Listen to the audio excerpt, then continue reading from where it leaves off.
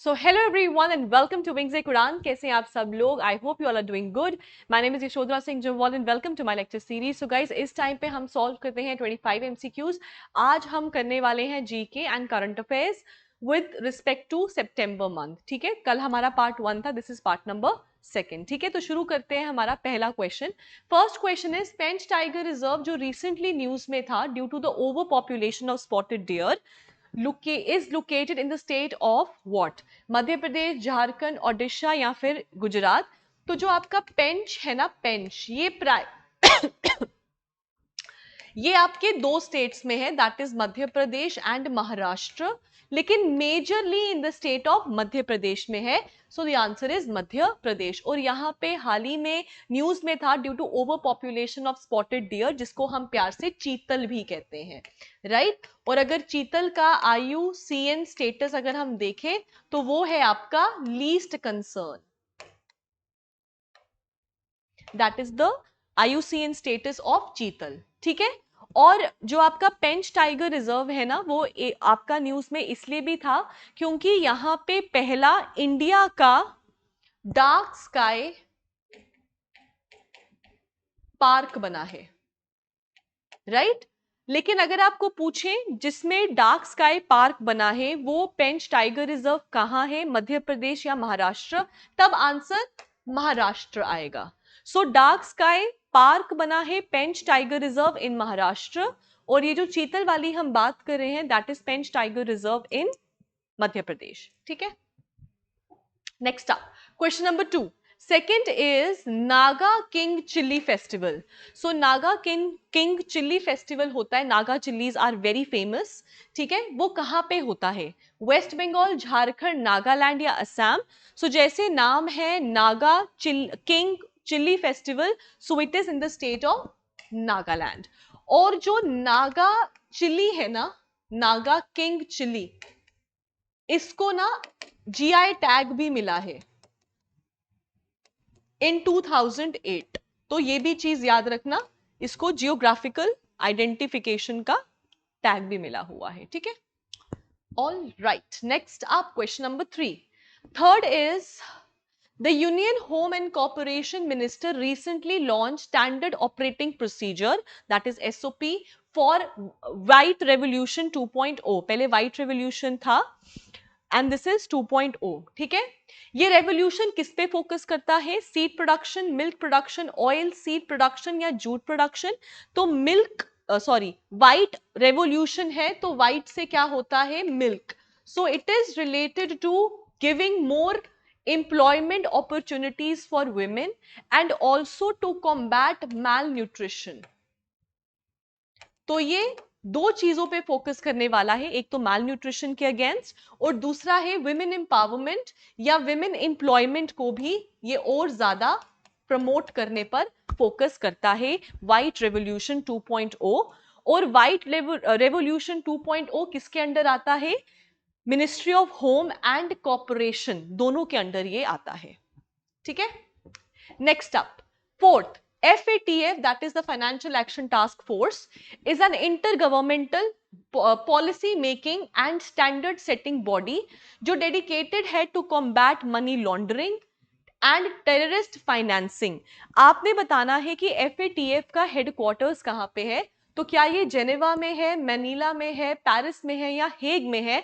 तो FATF का headquarter is in Paris या फिर फ्रांस, पेरिस फ्रांस, और ये बना था इन द ईयर 1989. और ये किसके साथ रिलेट करता है? मनी लॉन्ड्रिंग के साथ रिलेट करता है. और अगर कोई भी कंट्री टेररिस्ट फाइनेंसिंग कर रही है तो उसको ग्रे लिस्ट में डाल दिया जाता है. ठीक है, उन सब चीजों के साथ ये डील करता है. और इनके रेपरकशंस क्या होते हैं? इनके रेपरकशंस होते हैं कि सैंक्शंस लग जाते हैं, इनको इजी लोन्स नहीं मिलते वर्ल्ड बैंक से, या फिर ये इंटरनेशनल मॉनेटरी फंड जो है इनको ग्रांट्स प्रोवाइड नहीं करता है. So this is the important role जो FATF which is the financial action task force play करता है. Next up fifth. Okay, before I move forward guys, हमारे offline and as well as online course कब का launch हो चुका है for constable, आपका पेपर भी आने वाला है। तो माय सजेशन इज कि अगर अभी तक आपने तैयारी शुरू नहीं की है तो आप कर दीजिए। The numbers are mentioned over here, आप रजिस्टर करवा सकते हैं अपने आप को। और अभी अगर आप चाहें तो ऑनलाइन कोर्स को ले सकते हैं, उसके ऊपर almost 90% of the syllabus is completed, 80 to 90% of the syllabus is already completed, right. तो आप ऑनलाइन कोर्स पे जाइए, विंग्स एक उड़ान हमारी एप्लीकेशन को डाउनलोड करिए और वहां पर जाकर जो है आप जेकेपी कांस्टेबल के कोर्स को सब्सक्राइब कर सकते हो। अभी कोई भी कूपन कोड नहीं चल रहा है, और अगर आप मेरा कूपन कोड यश10 डालेंगे तो आपको हर एक कोर्स के ऊपर कुछ ना कुछ कंसेशन जरूर मिलेगा। सो आप चाहें तो इसको अवेल कर सकते हैं, ठीक है। Next up, fifth, sometimes referred to as lungs of the earth due to the role in regulating the planet's oxygen and carbon cycle। तो बताओ लंग्स ऑफ द अर्थ किसको बोलते हैं? कॉन्गो बेसन, अमेज़न बेसन, नाइल बेसन या गंगा ब्रह्मपुत्र बेसन? तो याद रखिएगा गंगा ब्रह्मपुत्र के जो डेल्टास हैं वो वर्ल्ड के लार्जेस्ट डेल्टास हैं, और वेस्ट बंगाल में जो आपका मैनग्रूव्स है वो वर्ल्ड का largest single block of mangroves है।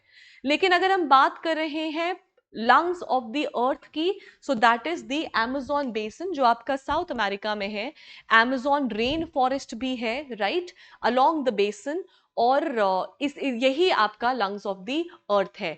मेजरली जो अमेज़न है वो आपका कहां पे है? ब्राजील में है, राइट। और यहाँ की जो वेजिटेशन है उसको एक स्पेशल नाम दिया गया है जिसको हम सेल्वास कहते हैं। क्या बोलते हैं? सेल्वास, ठीक है। तो सेल्वास अगर पेपर में आए तो याद रखना अमेज़न रेन फॉरेस्ट का बात हो रहा है, और ये है क्या? These are lungs of the earth. Next up, question number 6. The world's biggest and most sensitive radio telescope for addressing a wide variety of cutting-edge science goals. वो कौन सा है? Aperture Spherical Telescope, Square Kilometer Array, Giant Meter Wave Radio Telescope, या फिर excuse me, या फिर none of the above. तो याद रखिएगा ये है आपका स्क्वायर किलोमीटर एरे, ठीक है। और ये क्या है? ये वर्ल्ड का biggest and most sensitive radio telescope है जो wide variety of cutting edge science goals को फुलफिल करता है। कौन सा है? Square kilometre array. Next up, 7th, विवाद Se Vishwas scheme 2024 comes under which ministry? Ministry of Social Justice, Finance, Law and Order, Ministry of Home Affairs। तो याद रखिएगा विवाद से विश्वास बेसिकली क्या है? ये एक तरीके का जो भी प्रॉब्लमैटिक एरियाज हैं उन विवादों पर विश्वास बनाने की कोशिश है विद दिस स्कीम, और ये आता है under the ministry of finance, ठीक है। Vivad Se Vishwas scheme, ministry of finance.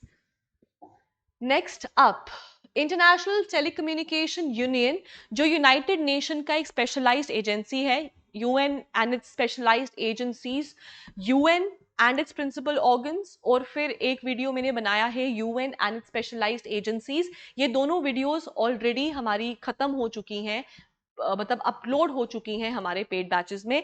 अगर अभी भी आपने यूएन वगैरह नहीं पढ़ा है तो अभी भी आप पढ़ सकते हैं। You can subscribe to our course, ठीक है। आपने बताना है ITU का हेडक्वार्टर कहां पे है? Is it Geneva, is it Geneva, is it Hague, is it London और is it Canada?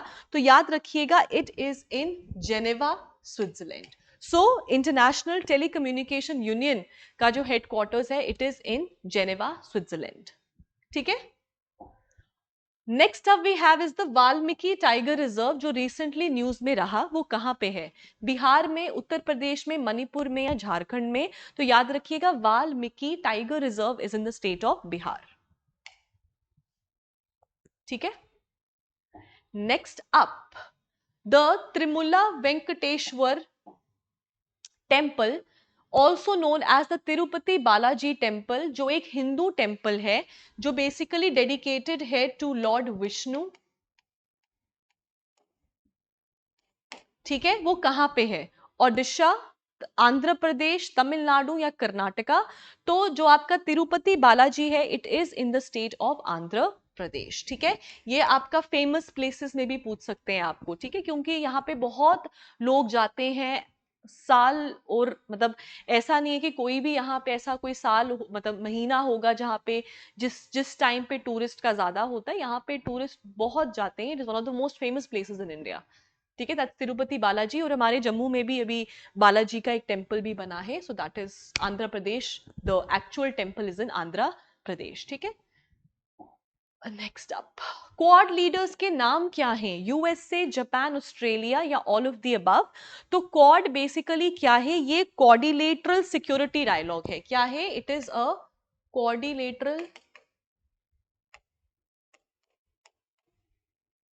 Security dialogue. कौन कौन से कंट्रीज हैं? तो उसमें है यूएसए, उसमें है जापान, उसमें है इंडिया और उसमें है ऑस्ट्रेलिया। ठीक है, सो अगर आपको पूछा जाए कौन कौन सी कंट्री क्वाड नेशंस है, तो भैया ऑल ऑफ दी अबव है अलोंग विद इंडिया। तो कितनी कंट्रीज होगी आपकी? 4 नेशंस हो गए। और क्वाड क्यों बना है? क्वाड बना है to combat China's influence primarily in the Indo Pacific region. Next, Pali Pallikaranai marshlands recently been in news. आपने बताना है कि ये कहां पे है?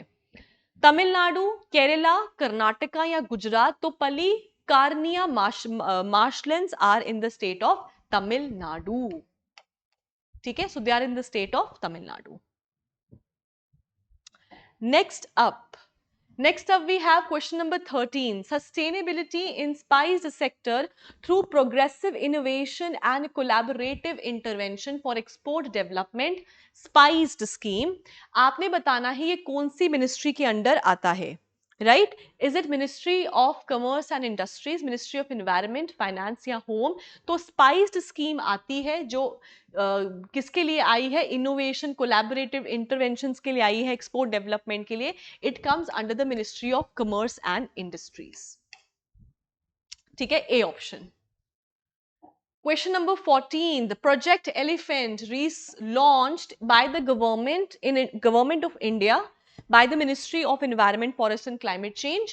कौन से साल में? 93, 94, 92 या 99? तो याद रखिएगा, प्रोजेक्ट टाइगर पहला प्रोजेक्ट हुआ था लॉन्च यहाँ पे 1973 में, और 2023 में इसको 50 इयर्स पूरे हुए थे, राइट? प्रोजेक्ट एलिफेंट की अगर हम बात करें तो it is 1992।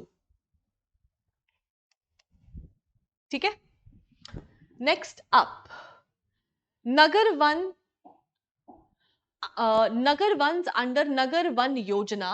It was launched in 2020 in an effort to enhance the urban greenery for improving the quality of life and increasing social cohesion in cities. ठीक है, आपने बताना है ये कौन सी मिनिस्ट्री के अंडर आता है। तो जैसे नाम है, ग्रीनरी के बारे में बात कर रहा है, प्राइमरीली अर्बन ग्रीनरी के बारे में बात कर रहा है, वन के बारे में बात कर रहा है, वन का मतलब ही फॉरेस्ट होता है, सो ग्रीनरी, राइट? तो किसके अंडर आएगा? ऑब्वियसली मिनिस्ट्री ऑफ एनवायरमेंट के अंडर आएगा। 2020 में ये लॉन्च हुआ था by the ministry of environment. Next up, 16th, Mankidia community became the 6th particularly vulnerable tribal group to get habitat rights over forest. जैसे हमने कल भी एक किया था ना, आप कोबी ओडिशा की ट्राइब्स थी जिनको हैबिटेट में अपने क्या बोलते हैं, लैंड राइट्स दिए गए थे, राइट? एंसेस्ट्रल लैंड राइट्स दिए गए थे। तो बताइए, वो भी ओडिशा में था। अब आपने बताना है मनकीदिया, जो बेसिकली क्या है? 6th पीवीटीजी है ओडिशा स्टेट। ओके, ओडिशा में है। So it is the 6th particularly vulnerable tribal group है जिसको हैबिटेट का राइट्स मिल रहे हैं। और ये कहाँ को बिलोंग करती है? ओडिशा, झारखंड, मध्य प्रदेश, महाराष्ट्र, तो ओडिशा को बिलोंग करती है। और अगर हम पीवीटीजीज की बात करें तो कितने हैं पीवीटीजीज इंडिया में? तो भैया there are 75 notified particularly vulnerable tribal groups. Next up, 17th, India's rank in the annual Asian Index released by the Australian think tank. तो इंडिया का रैंक क्या था? 4th, 5th, 3rd या 11th? तो याद रखिएगा, इंडिया का रैंक था नंबर 3rd। ठीक है, it is number 3rd। Next up, 18th, Chambal river is a tributary of what? Indus, Yamuna, Brahmaputra, Kaveri. अच्छा, जितने भी मैंने क्वेश्चंस लाई हूं ना, ये जीके के पॉइंट ऑफ व्यू से तो इंपॉर्टेंट है, लेकिन ये सब के सब नाउ और देन प्राइमरीली सितंबर के महीने में न्यूज में रहे हैं, इसलिए मैंने इंक्लूड किया है आज की वीडियो में। तो ये मत सोचना कि करंट अफेयर क्या है, ये सब चीजें न्यूज में रही हैं, और आपके कांस्टेबल के पेपर में स्टैटिक का बहुत बड़ा रोल है, इसलिए मैंने स्टैटिक को इसमें कन्वर्ट किया है। ठीक है, तो इंदस है, यमुना है, ब्रह्मपुत्र है, या फिर कावेरी है, तो चंबल रिवर ट्रिब्यूटरी है रिवर यमुना की, और यमुना ट्रिब्यूटरी है गंगा की। ठीक है, और ब्रह्मपुत्र, गंगा, इंदस, ये तीनों की तीनों हिमालयन रिवर्स हैं।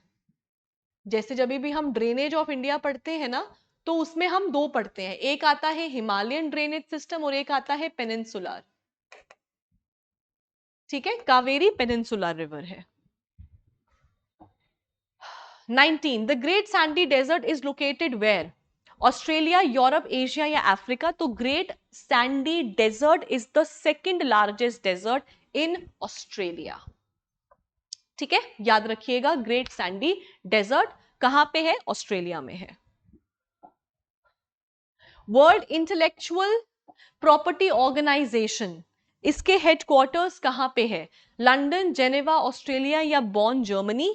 तो वर्ल्ड इंटेलेक्चुअल प्रॉपर्टी ऑर्गेनाइजेशन के हेडक्वार्टर्स हैं जेनेवा, स्विट्जरलैंड। देखो, एक चीज याद रखना, अगर आपको कभी भी यूएन के रिलेटेड या इंटरनेशनल बॉडीज के रिलेटेड क्वेश्चन आए ना, तो अगर आपको आंसर नहीं आता है, तो आप ना, मतलब अगर आपको एक गेस लेना है, तो आप उसमें 90% चांसेस होते हैं कि हेडक्वार्टर जेनेवा, स्विट्जरलैंड ही होगा। ऐसा हर बार नहीं होता, जैसे एफएटीएफ का नहीं था, उसका हेडक्वार्टर पेरिस, फ्रांस में है। जैसे यूनेस्को का हेडक्वार्टर पेरिस, फ्रांस में है, लेकिन mostly United nation and related organisations के ना, या उनकी एजेंसीज के हेडक्वार्टर्स जेनेवा में ही होते हैं।